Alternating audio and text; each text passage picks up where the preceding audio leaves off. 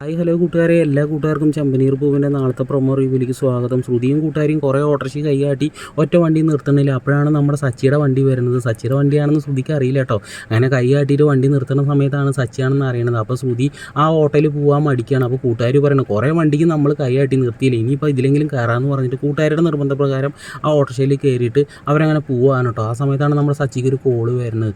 സച്ചി, അത്യാവശ്യമായിട്ടൊരു ഓട്ടം ഉണ്ട്, നീ കാറായിട്ട് വേഗം വായോ എന്ന് പറയുമ്പോൾ സച്ചി പറയുന്നത്, എനിക്ക് വരാൻ പറ്റത്തില്ല, നമ്മുടെ കാർ ഇരിക്കുന്നത് കാർത്തിക്കിൻ്റെ കയ്യിലാണെന്ന് പറയാൻ കേട്ടോ. പിന്നീടാണെങ്കിൽ ശ്രുതിയും കൂട്ടുകാരും ഇറങ്ങേണ്ട സ്റ്റോപ്പ് എത്തുമ്പോൾ അവിടെ ഇറങ്ങാൻ കേട്ടോ. പൈസ ഒന്നും കൊടുക്കാണ്ട് മിണ്ടാണ്ട് ശ്രുതി അങ്ങനെ നടന്നു പോകണ കണ്ടിട്ട് സച്ചി, ഹലോ പൗഡറേട്ടത്തി, പൈസ വന്നില്ല, പൈസ വന്നിട്ട് പോകുമെന്ന് പറയാണ്. അങ്ങനെ ശ്രുതി വന്നിട്ട് കാശൊക്കെ കൊടുത്തിട്ട് അങ്ങോട്ട് പോകണ സമയത്ത് സച്ചിയുടെ ഒരു കൂട്ടുകാരൻ സച്ചിനെ കണ്ടിട്ട് വരികയാണ്. സച്ചി, നീ കാറൊക്കെ വിറ്റൂലേ, നീ ഓട്ടോറിക്ഷ എടുത്തത് ഞാൻ അറിഞ്ഞു, ആ ആൻ്റണിക്ക് കാശ് കൊടുക്കാണ്ടായിരുന്നില്ല നിൻ്റെ കൂട്ടുകാരന്മാർ, ആ പൈസയൊക്കെ നീ നിൻ്റെ കാറ് വിറ്റിട്ട് കൊടുത്തൂലടാ സച്ചി എന്നൊക്കെ പറയണത്.